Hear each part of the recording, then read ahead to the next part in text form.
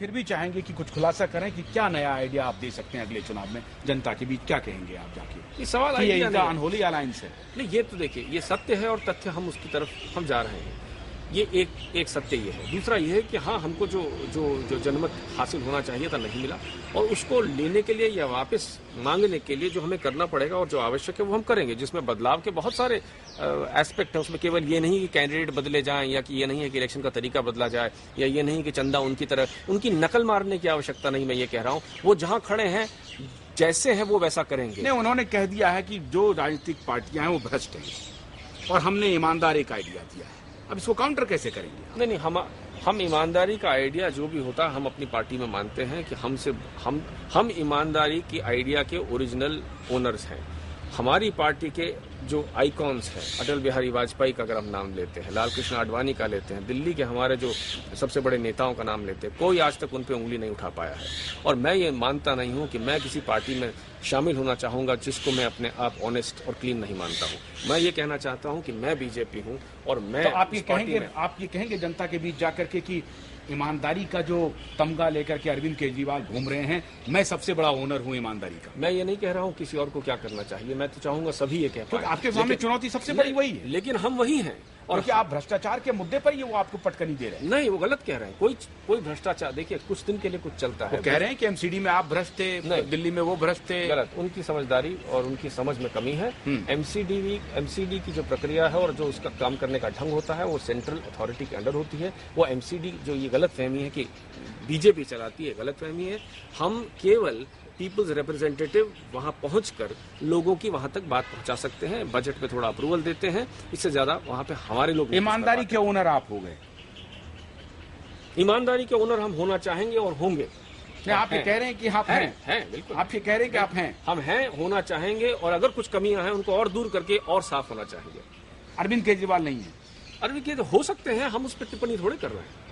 नहीं, आप ये मानते हैं कि वो है या नहीं है? हमें क्योंकि आपको एक ही दांव से वो पटक रहे हैं। नहीं, वो गलत है। वो अपने आप में वो अगर ऐसा सच होता तो आज हम फिर भी चाहे कुछ भी कह लीजिए, आप लार्जेस्ट पार्टी ना होते। आप अगर ये कहते हैं मुझे बार बार, तो आप दिल्ली के सब जनता को इंसल्ट करके कह रहे हैं कि तुमने चोरों को नियुक्त किया और तुमने चोरों को वोट दिया। क्या अरविंद कोई माफ नहीं करेगा? अरविंद केजरीवाल का ये एजेंडा था ही नहीं कि जन लोकपाल लाया जाए?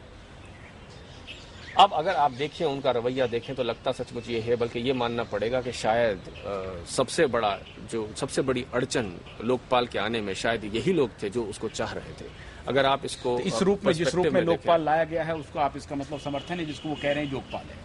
काम करने का जिसको इंटेंशन होता है वो ये देखता है कि अगर 90% काम हो रहा है उसे होने दीजिए। 10% जिस तरह से उसके लिए एजिटेशन किया, 10% के लिए भी किया जा सकता है। और मैं यहाँ पे अन्ना हजारे से सहमत हूँ कि जो चीज़ होती है उसको होने दीजिए, उसको इम्प्रूव करने के लिए आपके पास और समय है। एक स्ट्रैटेजी लोगों ने कहा, पॉलिटिकल पंडितों ने, कि आम आदमी पार्टी ने जो रणनीति बनाई, डोर टू डोर, जिस तरह से वो गए, जिन लोगों को लेकर के वो डोर टू डोर गए, उनकी छवि अच्छी थी, अच्छे नौजवान थे, पढ़े लिखे लोग थे, महिलाएं थीं, और वो उनके आइडियाज को समझाने में, कन्विंस करने में कामयाबी हासिल की। क्या इस दिशा में आपकी पार्टी कोई नई भूमिका, कोई नई रणनीति के साथ सामने आई?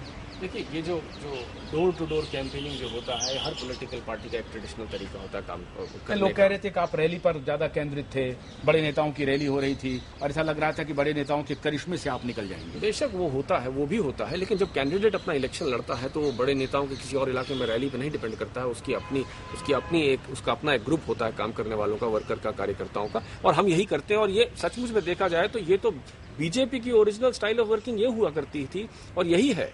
तो हमें कोई नयापन उसमें नहीं दिखता। लोगों को लग रहा होगा, उसको ब्रांड जिस तरह से किया उसमें है कुछ नयापन दिखाई पड़ा होगा लोगों को, लेकिन जो पॉलिटिक्स समझते हैं, इलेक्शन समझते हैं, उनको मालूम है कि सभी को करना पड़ता है। आज तक भारतीय जनता पार्टी चुप थी, आज से लग रहा है कि थोड़ा मुखर हो रही है। क्या वॉर ऑफ वर्ड जो है उसकी शुरुआत आज से मानी जाए कि आम आदमी पार्टी और बीजेपी अब आमने सामने?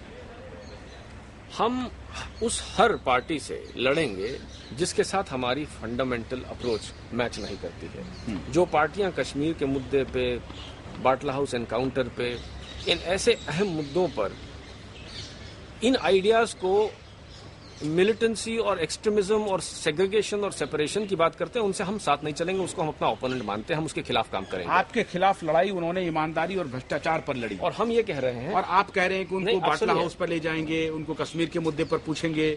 अभी आप कह रहे थे कि आप ओनरशिप आपकी है सबसे बड़ी ईमानदारी की, तो आपने अभी तक तय नहीं किया है कि आपका बैटल के लिए एजेंडा क्या होगा? नहीं, हमारी बात समाप्त नहीं हुई थी। हम ये कह रहे हैं, और फिर वो पार्टी जो उस ग्रुप से पैदा हुई थी, जो एंटी करप्शन मूवमेंट चला रही थी, और जो कांग्रेस पार्टी जो कि सबसे भ्रष्ट मानी जाती थी और उसके खिलाफ कैंपेन चला रही थी, वो अब फुल सर्कल पूरा करके उसी पार्टी के साथ अलायंस करके दोबारा सत्ता में आना चाहती है। आज सवाल उस पे है, हम पे नहीं है। आज सवाल आप उनसे पूछेंगे, आप ऑनेस्ट थे, आप सच्चाई के लिए लड़ रहे थे, आप करप्शन के खिलाफ लड़ रहे थे, आप एक ऐसी पार्टी के खिलाफ लड़ रहे जिसने कहर मचा रखा था, जिसने करप्शन की जो देवी है, आज आप उन्हीं के साथ काम भी करने को राजी है, उनकी मदद भी लेने को राजी हैं, आप उनके साथ एक नई सरकार बनाने को राजी है। सवाल उनसे उठता है, उन पे उठता है, हम पे नहीं। पार्टी आज एकाएक एक ऐसे लोगों को सामने ला रही है जो जनता के बीच जाकर के, RWA के बीच जाकर के काम करती रही थी। मेरा इशारा साफ तौर से आपकी तरफ है।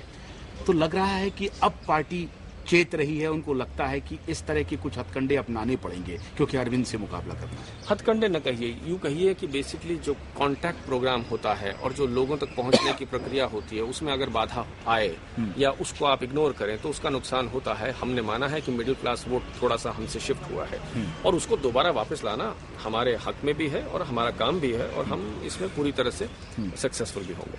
बहुत बहुत शुक्रिया संजय कौल जी।